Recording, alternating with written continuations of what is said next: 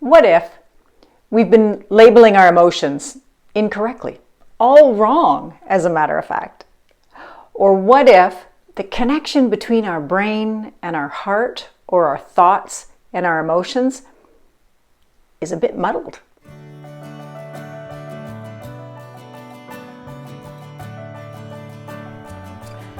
On today's Quest for Clarity, we're going to talk a little bit about your personal labeling system, your personal filing system. If you're anything like me, you have a terrible filing system, really, if the truth be known. But we're talking a little bit about your emotions and how you think about them. And I know that seems kind of strange. Why would you think about your emotions? But we really do, don't we? We label our emotions in a particular way. And what I would like you to think about today is how you do that. Because what if, in your quest for clarity, you realize that what you thought was one kind of emotion is really another? Go with me on this for a few minutes. One of the things that I do, many of you know, is I am a speaker trainer. And what that means is I work with people who are working on their image, right? They're trying to level up their presence as they step into their own spotlight. They speak their truth. And whether those are corporate professionals or entrepreneurs or people who would like to just do a TED Talk, I don't say just, that sounded wrong, didn't it? People who want to do a TED Talk, we have to step into our presence and find that confidence. And any of you who have endeavored to be a speaker know that sometimes there's a fair bit of nervousness that comes with that. Am I right? So one of the things that I do is I tell a story about my son for people who are particularly nervous and are afraid that they won't be able to get past that feeling. Because it's interesting, and this is what this all comes back to, how we label in our minds nervousness. Think about this. How many of you have ever said, "Oh my gosh, I'm terrified to X," or "Oh my goodness, that completely freaks me out"? Well, those words have power, right? Because when you say, "I'm totally freaked out," it creates a response because your brain is listening to what you're saying. And if your brain is listening to what you're saying, it's reacting to what you're saying as well. So now let's go back to nervous versus excited. Okay, let's talk about this for a little bit. Think about, and this is how I explained this to my son, who was, bless his heart, maybe encouraged quite actively by his mother to do some public speaking in school. And as a result of that, of course, he and I worked together a fair bit, which in my mind was fun. In his mind, maybe was a little bit stressful. But anyway, all that to say, he was quite good at it and made it to a provincial level in public speaking. And the night before that big competition, it was quite a big deal. He said to me, "Mom, I'm a bit nervous." "Actually, Mom, maybe I'm a lot nervous." And I said, "Okay, buddy, that's not a bad thing." Because when we feel that sense of angst, right? When we feel that little zzz, right? You know what I'm talking about. When we feel that in our stomach or wherever you feel that in your body, it means we're invested in the results. We actually care about how we perform, or we care about how we're perceived. And so that creates a little bit of a disconnect, right? Of that, oh, will I be okay? Will I do a good job? And, oh, am I prepared? And sometimes those things don't match. So we feel that little zzz. And that's okay because it gives us some energy, especially as speakers. So I said to him, "Well, tell me a little bit about that. When you think about being nervous, where do you feel that in your body? How does that show up for you?" And he said to me, "Well, my stomach feels a bit jittery, or it feels a bit gurgly, we'll say, was the word that he probably used. And I feel a little bit shaky on the inside, and I always feel like I needed a drink, and I'm a little bit uncomfortable, feeling like I have to clear my throat a lot." Right? Any of these sound familiar to any of you? Probably they do, because many of us have kind of a set series of symptoms, we'll call it, when we're a little bit nervous, don't we? So I said, okay, well that's great that you can identify that, because always, you all know this, awareness is key. Awareness is 3/4 of the battle, probably. So he was aware. So I said to him, "Now, let me ask you a question. Do you like riding roller coasters? Oh yeah, Mom, you know I do. Okay, well, tell me a little bit about how it feels as you're riding in the car, we'll call it the contraption, the technologically advanced transportation device, and you're going up, up, up, up onto the roller coaster, and you get to the top. And there's that pause, right, before the whole vista, the whole landscape of the planet, it seems, spreads out in front of you, and then you're anticipating going over. How does that feel? And he says, I feel like my stomach is gurgly and a little bit buzzy, and my legs sometimes are shaky. I actually feel shaky on the inside, and my mouth is a bit dry, and my heart maybe. And I said, oh gosh, that sounds a lot like being nervous. And he stopped, and he looked at me, and he said, yeah, you're right. And I said, oh, don't you love it when your kids say that? So he said, yeah, you're right, Mom. And so why I'm presenting it to you in this way is because nervousness and excitement feel exactly the same in your body. They feel exactly the same because there's no excitement adrenaline and then fear or nervousness adrenaline. It doesn't work that way. There is an adrenaline or adrenal response, and it feels the same in your body. So how great would it be if you, in your brain, your unbelievably powerful brain, could begin to say, you know what, maybe I'm not as afraid or nervous as I thought I was. Maybe I can move a little bit toward excitement. Maybe I can at least move a little bit toward engagement, or move a little bit toward interest, or move a little bit toward enjoyment. And you know what? Every step that you take in that direction gets a whole lot closer to excitement. And if you can change the way you look at that feeling in your body, or you think about that feeling in your body, what a difference would that make? To go from nervous, fearful, to excited. And maybe it isn't public speaking that's your thing, and that's okay.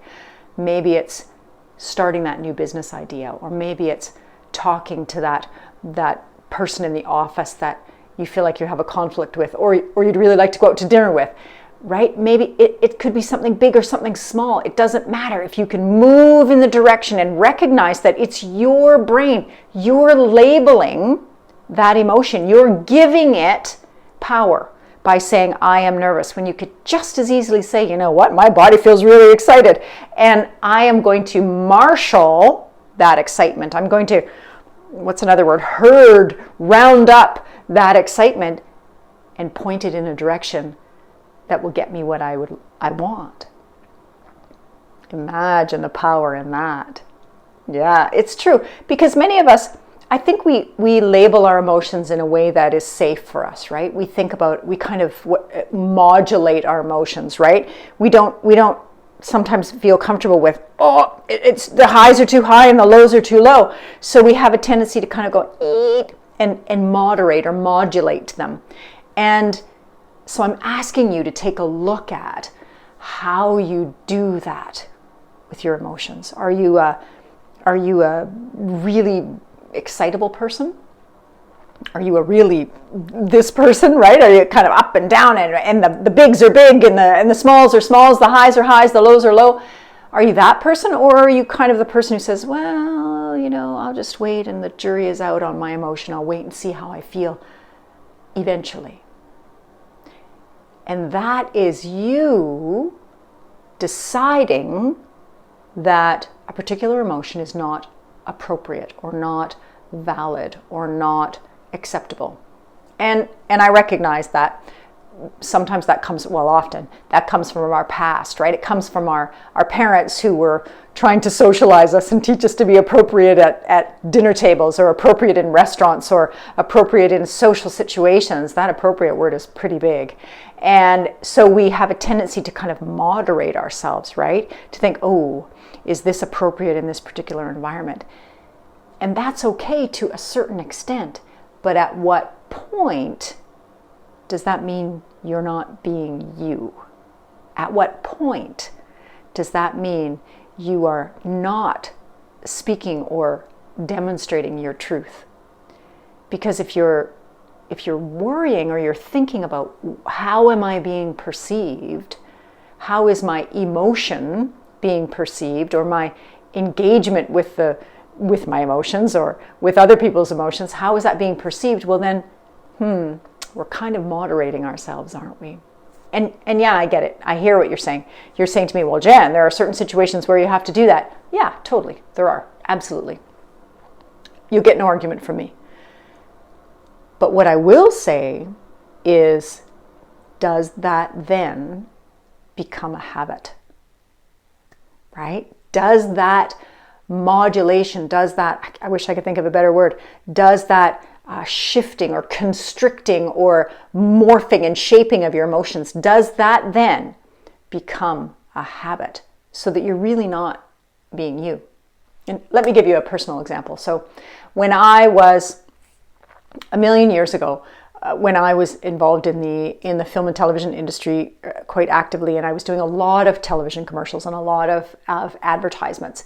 And for any of you that know about that, or for those of you who don't, I guess is a better way to say that, you go to a lot of auditions, right? You go out and they're very short, right? You walk in and you're very quickly evaluated or judged based on your height or your hair color or what particular, how you smile or don't smile or whatever. There's all kinds of criteria because the producers and the people who are involved in the production of said advertisement have a particular look in mind, right? Or maybe they're trying to match you up with someone and you need to, I don't know, whatever that means, match you up with someone. So the point is, you get fairly accustomed to doing a lot of auditions for not so much in the return department. And you end up going out a lot and you get a lot of rejection because you're just not right? Maybe you're too short, maybe you're too tall, maybe your hair's too long or short or whatever, doesn't matter. And it's not personal, you figure that out fairly quickly. Okay, you try anyway. But what happened to me is, and I realized this because people who don't understand the industry would say, oh, you went on audition, did you get it? Did you get it? Did you get it? Well, that gets really hard after a while, doesn't it? So you go to 10 auditions in a week and you don't get any of them. And people are, oh, I remember you went to that audition this week. Well, yeah, actually I've been to 10 since I've spoken to you last. Did you get it? Did you get it? Did you get it? And so what I began to do, because that got hard on me, right? It got hard. No, I didn't get that one. Oh, no, I didn't get that one. Oh, right? I started to feel like, oh, this is really bad. So I started to, two things. I started to stop. I started to not tell people that I was going. And then I started to go zzz and squash my excitement around them. I started to modulate and moderate my emotions around auditions because I didn't want to get other people excited about the possibilities, and I didn't want to get myself excited about the possibilities because I felt like, well, the odds are not ideal. So I don't want to get all worked up and all excited about it and have to say, no, I didn't get it. No, I didn't get it. Yes, I got it. No, I didn't get it. No, I didn't get it. Right? So I shifted me. So that's fascinating. However, years later, I realize I still do it.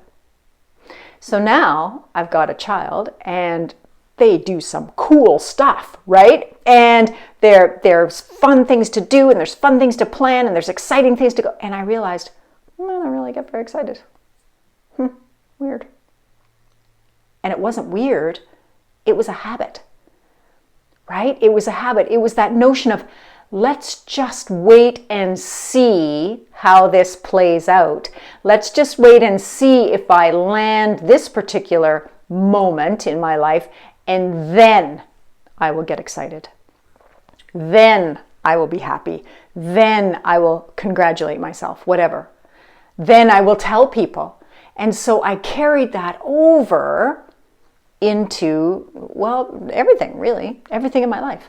And I'm thinking that's probably not a good thing, right? Because I missed out. The people around me missed out because it was this kind of, well, we'll just sort of pause for a bit and wait and see how good this gets before I decide whether I'm going to be excited or not. Oh my gosh, how sad is that? Right? So it's important that you look at your emotions from an intellectual perspective, really is what I'm saying. Think about how you express your emotions. Think about what emotion means to you. Think about how you perceive emotion to be appropriate or not, or in the moment or not, because I don't want you to wake up one day and go, wow, I don't get excited about much, or wow, fear, nervousness, angst really holds me back, or wow, I feel like I'm frustrated all the time.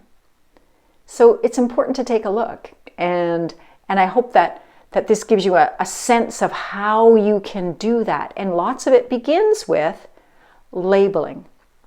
So I would ask you, I know it's hard in the moment, trust me, I know, but when you exit an emotional situation and you reflect on it, right? You take a look at how did I feel, how did I behave, how did I respond, all those kinds of things, which I hope you do. I would ask you at that point to say, now, what was that emotion? And was it really? Because sometimes we say things like, I was livid. Really? Were you? I was shocked beyond belief. Really? Were you? I was so frustrated I could hardly even stand it. Really? Were you? So I'm asking you to think about that. I'm asking you to maybe think about it as quantifying your emotions. I know it's a strange concept, because on one hand, I'm saying allow those emotions to come out because they're you. But on the other, I'm asking you to make them coherent with what your brain thinks they are. Because sometimes the language of the brain is much more powerful. Excitement versus fear. That's why so many people are afraid or profoundly nervous about public speaking. Just because they're using the wrong label. I hope this absolutely gave you something to think about. And if you've enjoyed this and this has been thought-provoking or interesting for you, I hope that you will share this podcast and absolutely rate it. That would be totally great as well. And you know what? Subscribe so that you and I can have more conversations, because I really genuinely enjoy sharing ideas with you and getting some feedback back. If you'd like to know a little bit more about me, my name is Jan, and you can see a little bit more about me and what I do at theclaritycoach.ca. Clarity is a process. It really, really is. So be patient with yourself. Be mindful, be open, and most of all, be you on your quest for clarity.